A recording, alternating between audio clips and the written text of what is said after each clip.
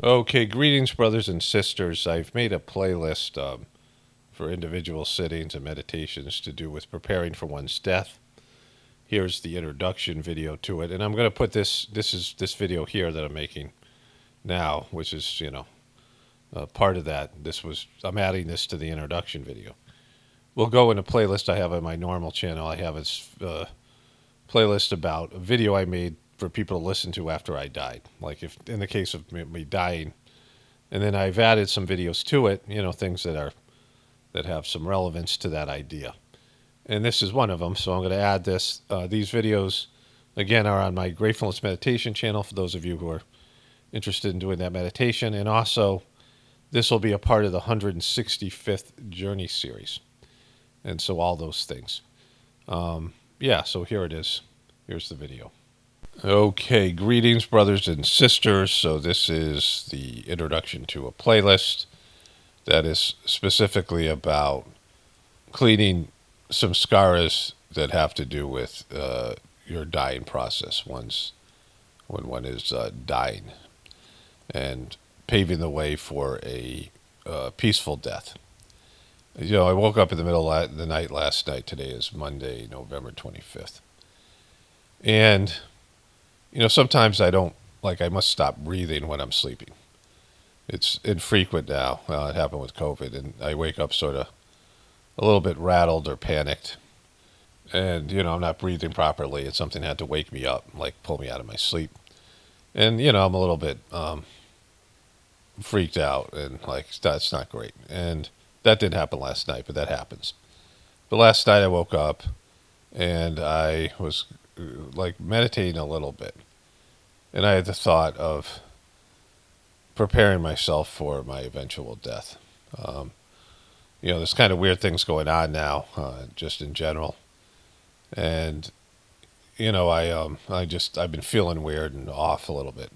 I don't want to say off, but I've been having, I've been covering this in the Journey series, and I'll put this audio in the Journey series as well.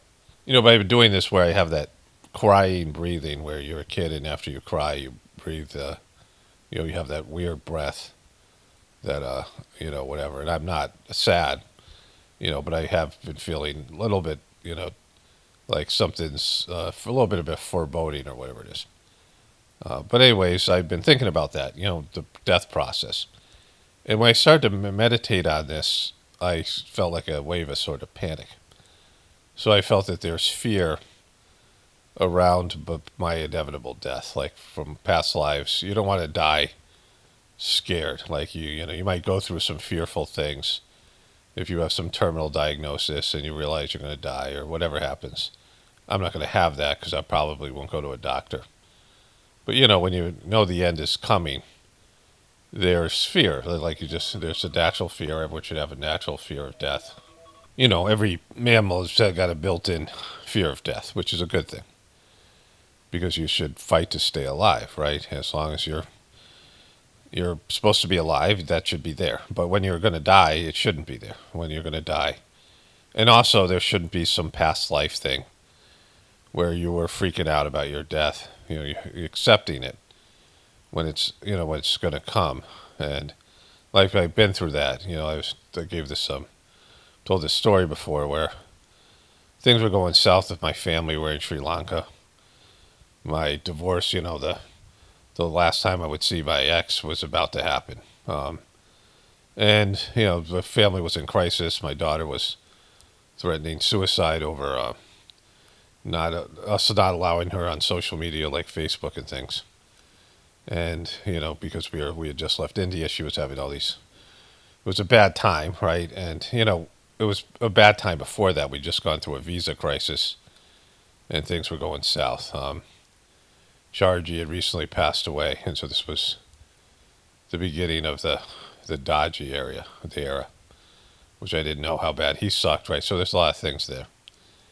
And I had to go cash a check, and I needed to go to a bank, and it was raining, and there was these auto rickshaw, what they call tuk-tuks there in Sri Lanka, these three-wheel vehicles. And oftentimes these guys would take me on a hell ride. I think they thought I looked like Vin Diesel, which I don't, but like they looked at me like I was, they watched those Fast and Furious movies or something. I don't know, but for whatever reason, they always thought I wanted to go faster than which I didn't. This guy didn't speak any English, and I kind of told him I was in a hurry. And we were and these roads were like a mountainous, Sri Lanka's a mountain, like a, Hawaii in a sense of like a tropical island with a mountain, which is, unfortunately polluted waters, but, kind of nice water and things. And we were sliding all over the road, and I just was like so stressed out about everything. I just put my hands on the seat. I just relaxed. I couldn't tell the guy to slow down because he didn't understand me. And I was like, this might be it, right? Like I just, surrendered to the idea that this could be it, right? And I felt relaxed with it. Like, I mean, I couldn't really leave my family in crisis or whatever, and it wasn't, But if it was going to happen, it was going to happen. I couldn't do anything about it. So I've had those kind of moments where just I was at peace with it.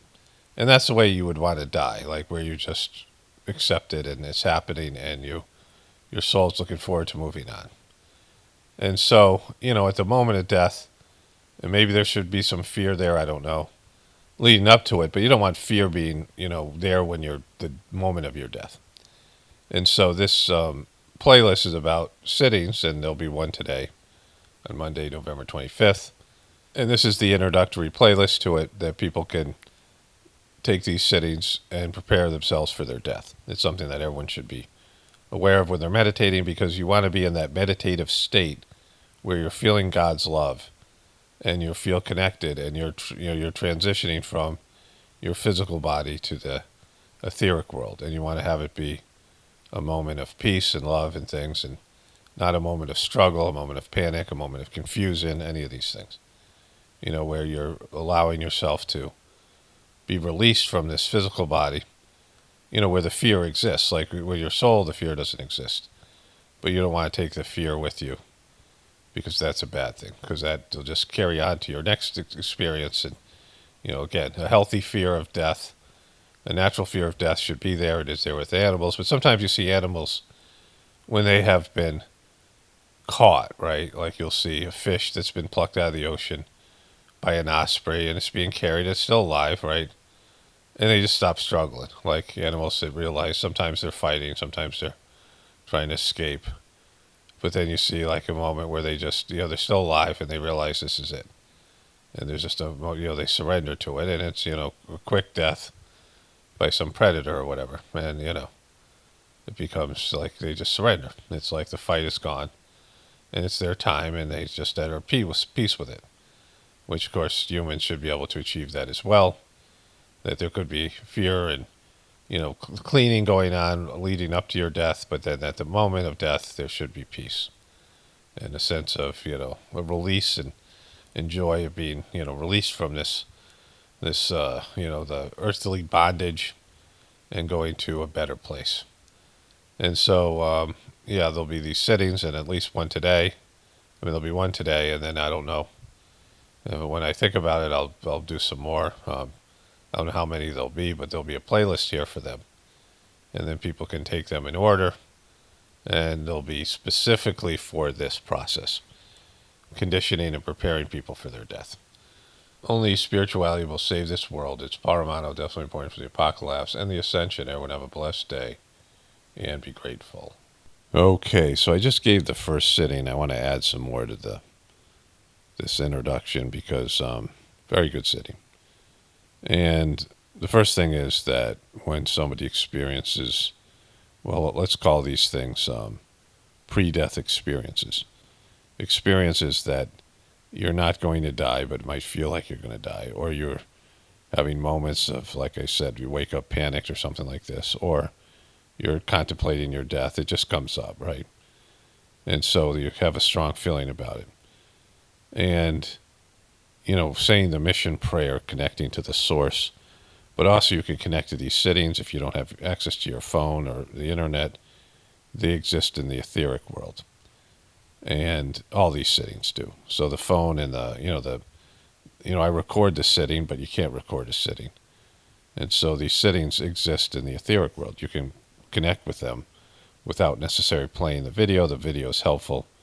It keeps time for you, and it acts like a bridge between the spiritual world and the etheric world. But the sitting exists in the etheric world where there's no time and space. And these specific sittings that are given in this, which just unfolded naturally, which I didn't plan on, but it just was there because it's, when you first sit down to give a sitting, you have the ideas the Divine Master is giving a sitting. And the Divine Master knows what to do, and you're helping with that. You're tuning to that and looking at the work and seeing how it's going on. And so these sittings work, I think, in 4 different ways. The first way is activates a cleaning process that begins when you take the sitting and lasts throughout your life. And there'll be little, boosters, these, extra sittings that I do in this playlist, or that pass through me in this playlist, will help facilitate a cleaning process that is now activated to help prepare you for your inevitable death. And so the cleaning will go on through a series of life experiences and whatever it is, right? Because as you enter the dying process, as you get older, you have experiences. Even if you have some sort of tragic death, which, an untimely death, a death when somebody's young, there can be experiences that lead up to your death, right? Like, I fell out of a tree off a zip line and was knocked unconscious for 12 hours. So that's a example of something. Or you have a heart attack or whatever it is, right? And you're in this panic mode, like you're feeling, I might die. Or you have something that feels like a heart attack. I knew an Abhyasi who had panic attacks, and he wrote to Master Charji about it, and Charji said, it's associated with you drowning in a past life, a fear of drowning. But also it was exacerbated, his physical aspects of the panic attack was exacerbated by this use of coffee. He stopped drinking coffee, and his nervous system was able to get a break. And it was, the panic attacks were not, were maybe manageable. But let's say you have something like that, these experiences that are, you're not going to die, but it feels like you're going to die, or it's, some sort of either physical crisis or emotional crisis that, brings up this stuff. Somebody dies in your family, somebody, dies from your, friend, a childhood friend or something that makes you aware of your own mortality, something like this. And so this would be having the awareness why that's happening, these experiences, that it's preparing you for your own death, inevitable death, and it's cleaning out the unnecessary baggage that's going to make that transition less than smooth. So this cleaning process has been activated. And then it's also cleaning people in the moment, cleaning away whatever's available to be cleaned, any fear of death that can be cleaned at that time. Stuff will come up later that it'll be needed. The cleaning will be needed then, right? Because, the cleaning won't be complete after the sitting. It'll be a process, but whatever can be cleaned now could be cleaned in the sitting. And when you take these sittings, can take them multiple times.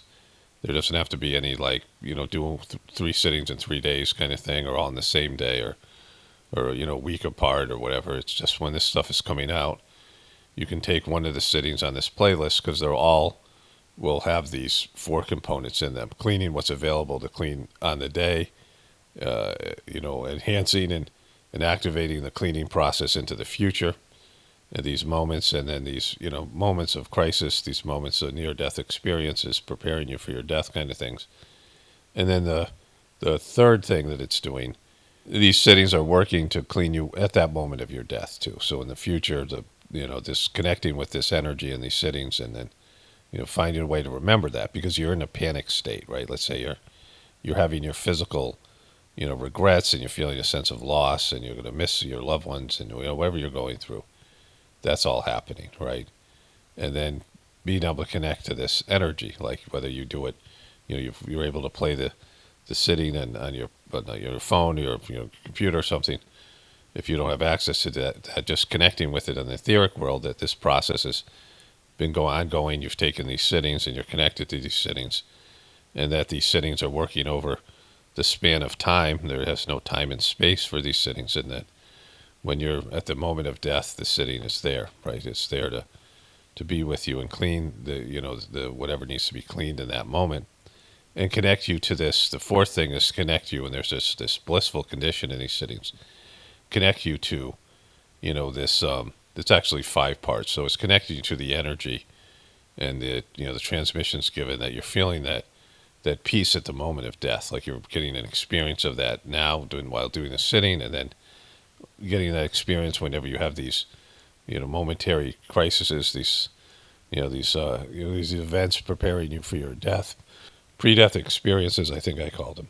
And so it's there, that energy, that feeling that you have, and also it's activating this pull. Like when you die, there's a pull that your soul wants to return to the source, and getting in touch with that, being able, it exists in everybody. And at a moment of death, there's a release from your earthly bondage and all the stress and the things that you deal with, the illusionary, physical, third dimensional world. And so by getting in touch with this energy and this pull, you feel the beauty of it, right? The just release of it, the peace, the inner peace towards it.